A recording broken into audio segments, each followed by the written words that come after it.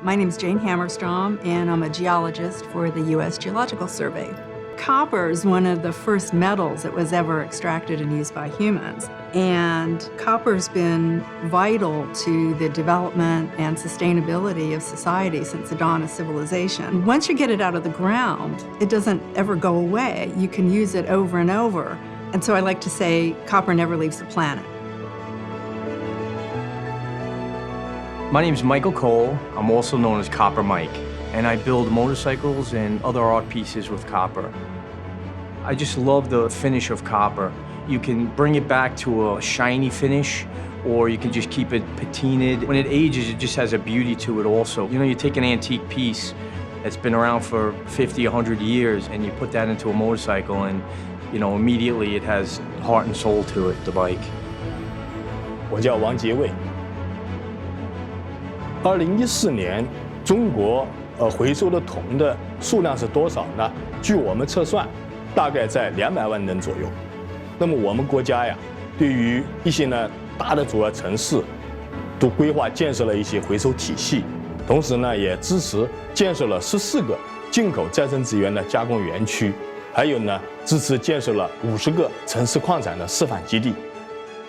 I'm Duran Apelian. I'm the Alcoa Hamid Professor of Engineering at Worcester Polytechnic Institute.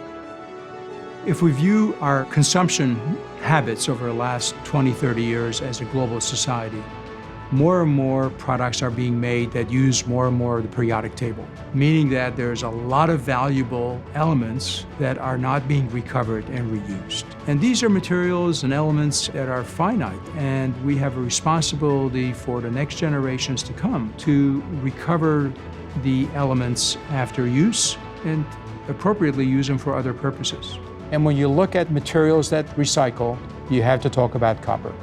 My name is David Spencer. I'm the founder of WTE Corporation, it's a recycling company, and we have developed some very exciting technologies that can really change the playing field for recycling of copper.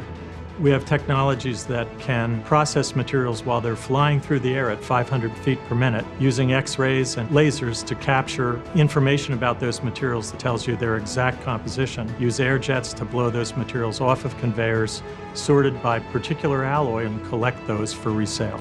The other neat part that people forget is that you can recycle copper 1 time, 2 times, 3 times, 100 times. It does not degrade. And so in a sense, you could really argue that it's infinitely recyclable. About 2/3 of the copper that's been produced since 1900 is still in productive use today. And nearly 1/3 of copper demand is met through recycled copper metal.